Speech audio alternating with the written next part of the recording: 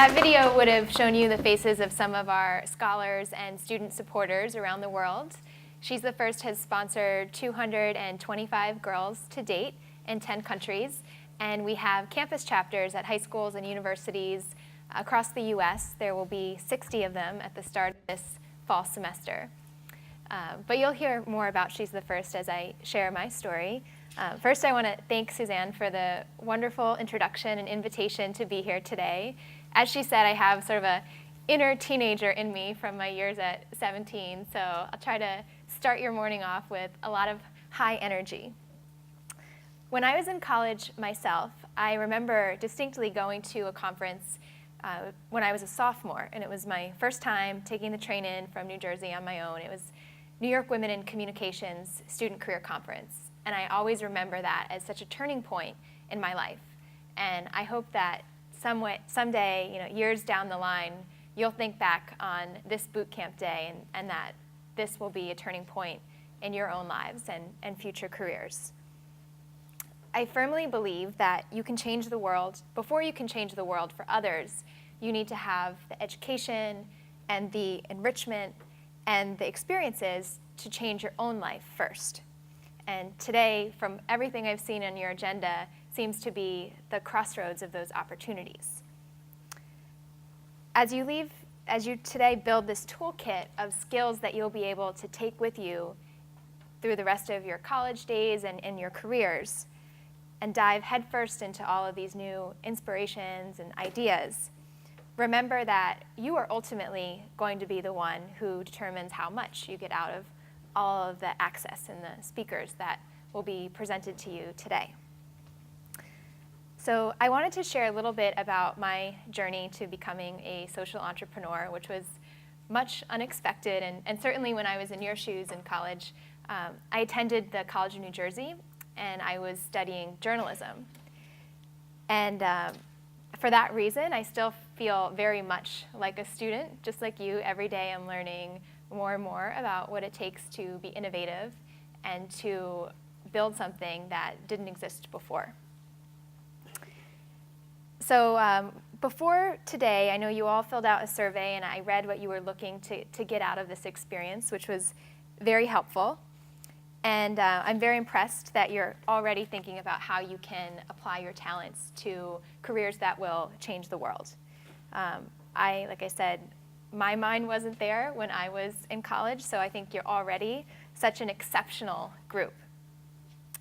When I was in college, and I was the first in my family, neither my parents nor my grandparents attended. I got my bachelor's degree. And I wanted to be a journalist because I had a desire to tell other people's stories. I wasn't quite sure what my own message to share to the world was.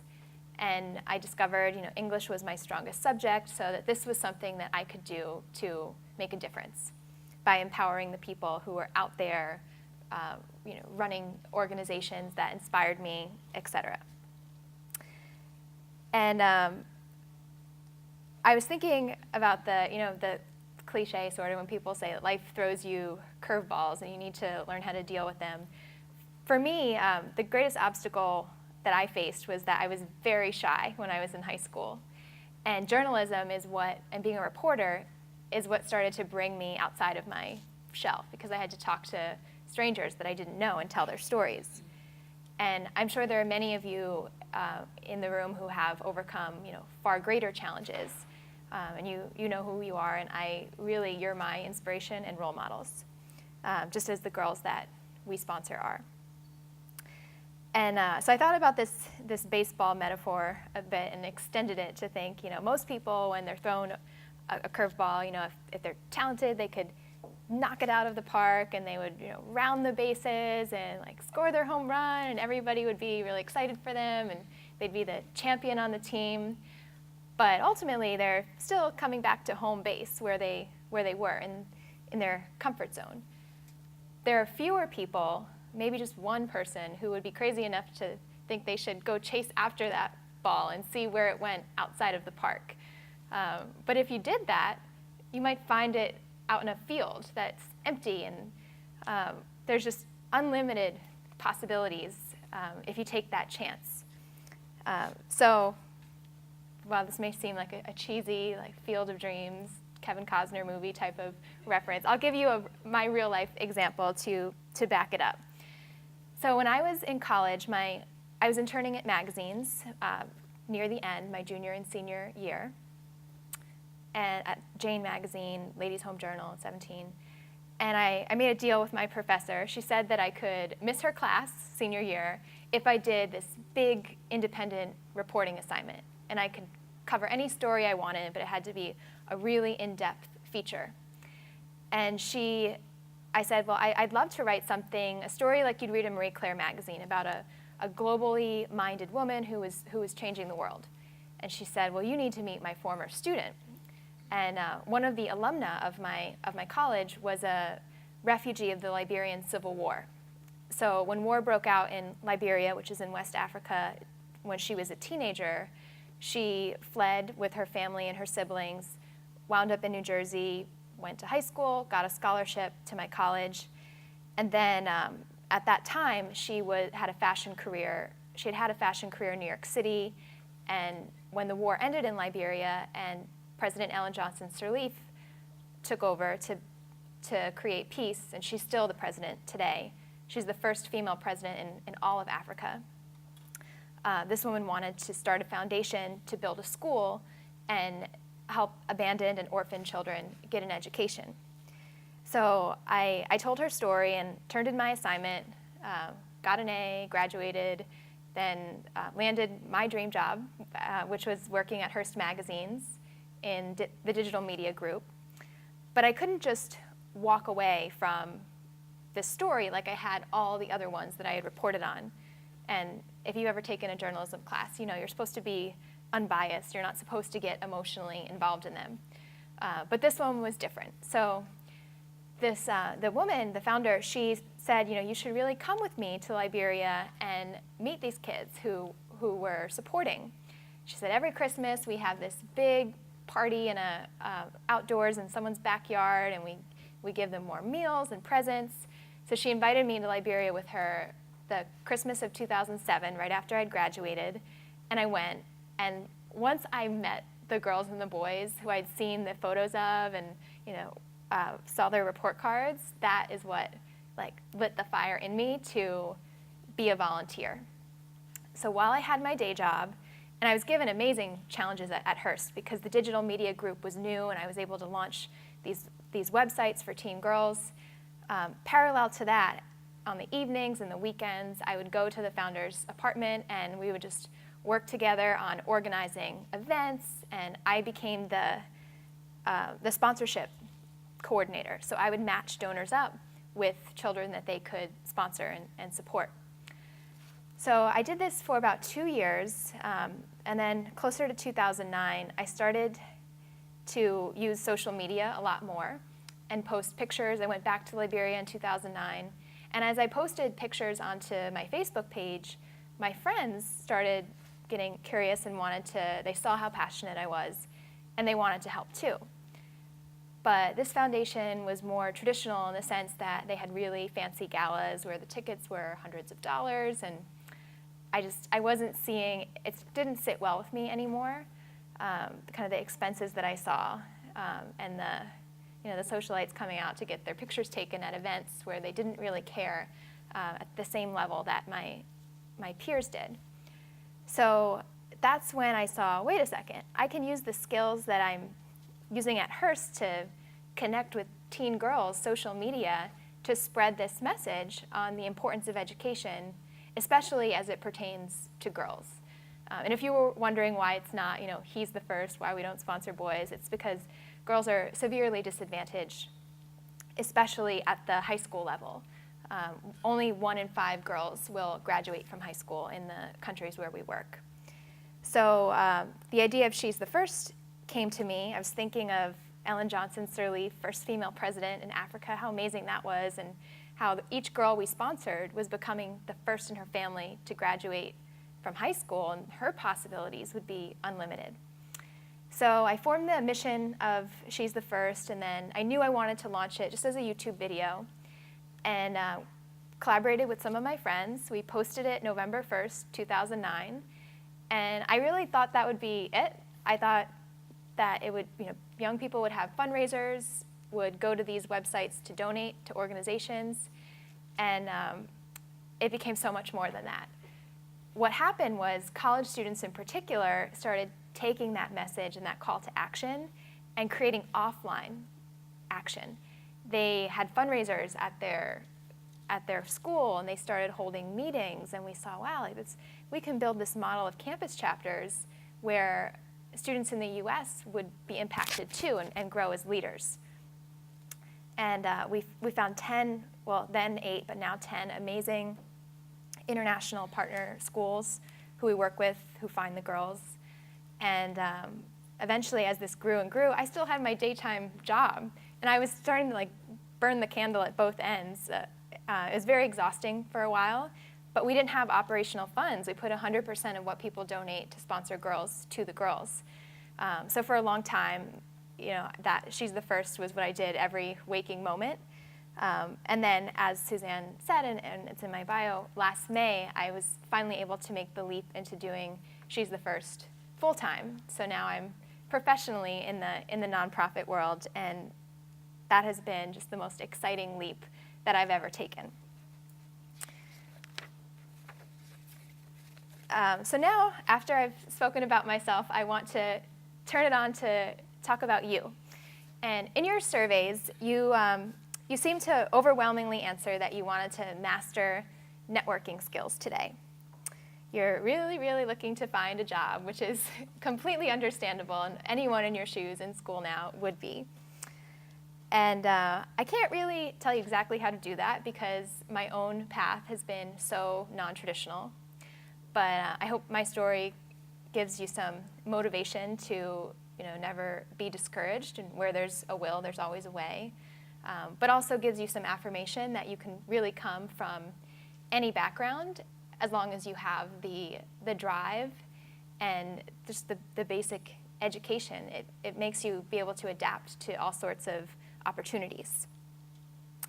But of course, Suzanne wouldn't have invited me if she didn't think I had some pearls of wisdom to pass along. So I do want to leave you with a few lessons and takeaways that I've mastered in these last 6 years from graduating from college. So one, when it comes to networking, try to remember that it's not about collecting as many business cards as you can, or connecting with as many people on LinkedIn as you can. Networking is really about building a web of very well-nurtured relationships. And when you're networking out at events, typically you ask people, or they ask you, so what do you do? What's your job?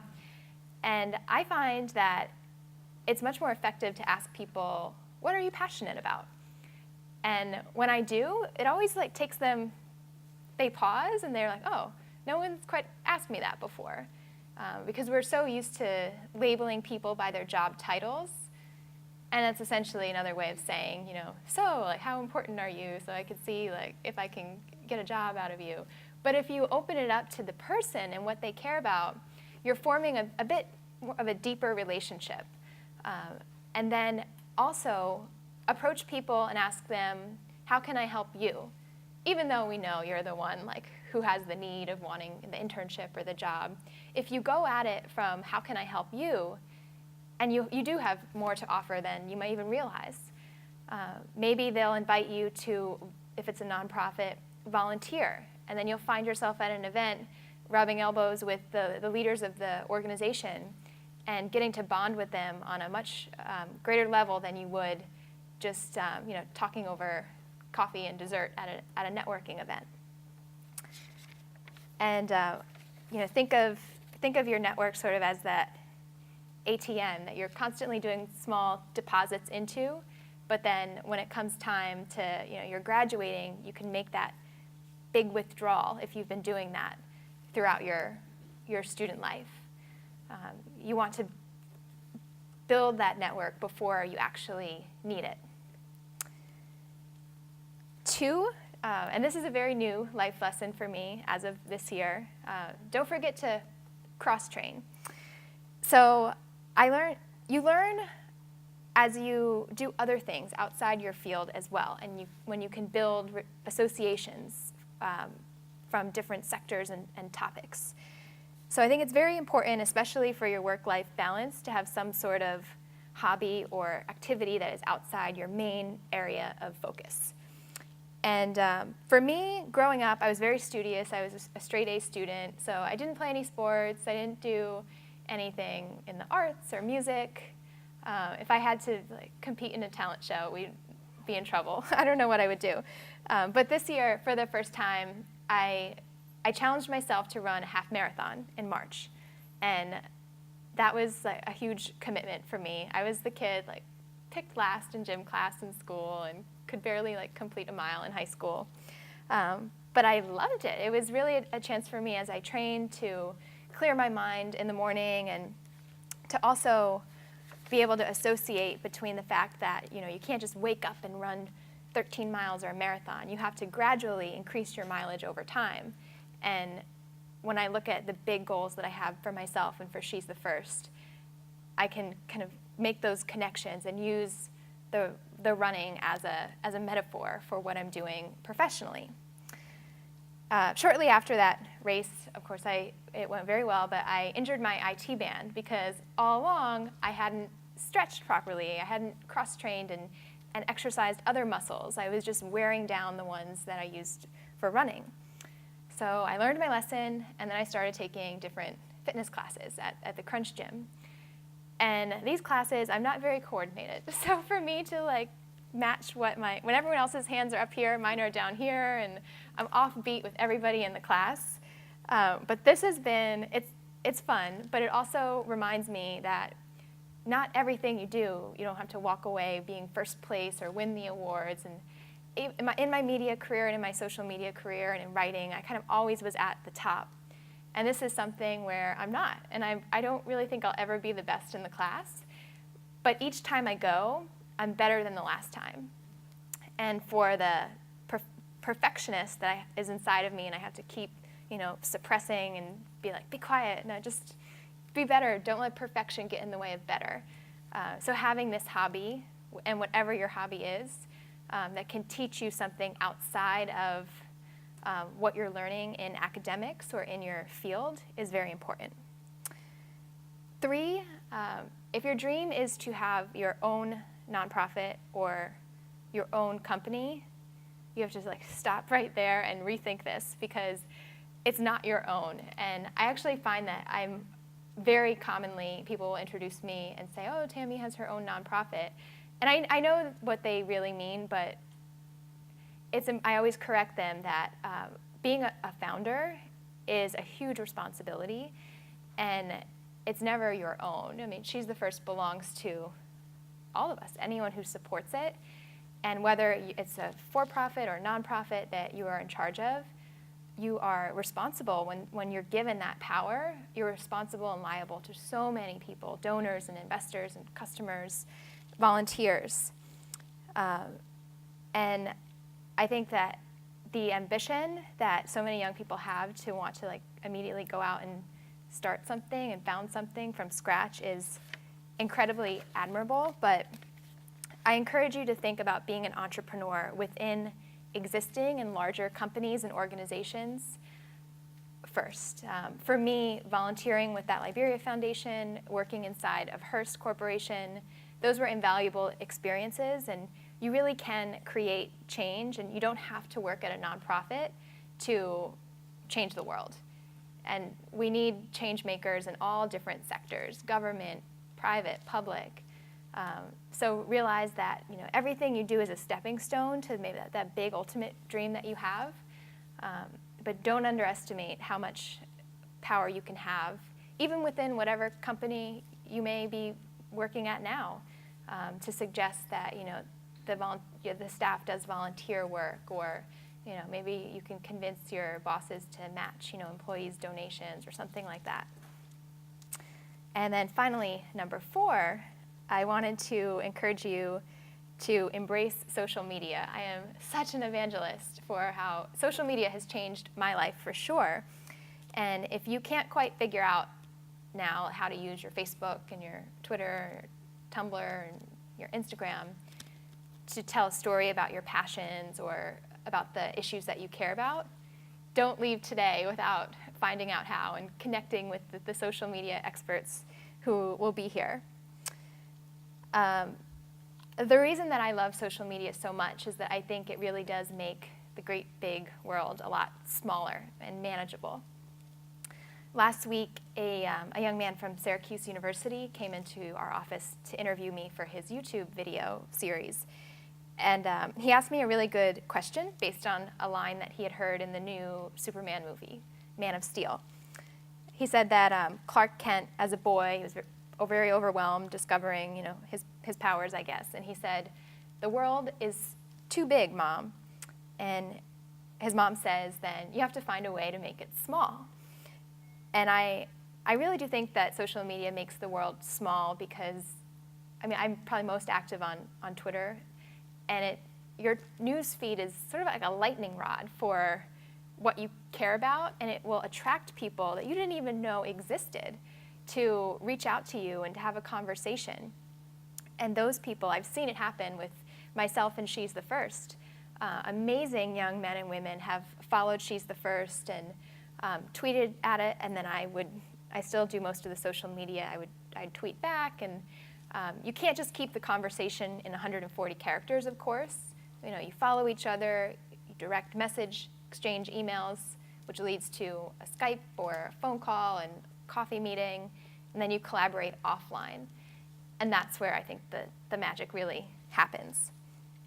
So even if I've been on Twitter for quite a few years, 3 or 4 years, so you don't get thousands of followers overnight. You may just have 2, but that's okay, it's a start. Follow people who inspire you, they'll probably follow you back. And join Twitter chats, and when you go to larger conferences, participate in the hashtag. And before you know it, it's not how many followers you have, it's do they share your interests and the quality of them. So as we wrap up here, I don't want you to feel overwhelmed in any way with all there is to do, and you're here because you have big dreams. But you and I both are learning a lot as we go, and our world is fast changing with technology, so no one is going to be the master of anything. But I really believe that you have everything it takes to be successful inside of you right now. Everything. I like to think of it as like these imaginary muscles inside of you that you didn't get when you were born, but you got when you completed your basic education. And those are your social change muscles that today you're going to be flexing, having a good workout. That's why they call it boot camp, maybe. And to, just remember the importance of small steps. And to steal another line from the Man of Steel Superman movie trailer, when the world finds out what you can do, it's going to change everything. And I really believe that. So I commend you for being here today, and I can't wait to see what you will do to change the world after today.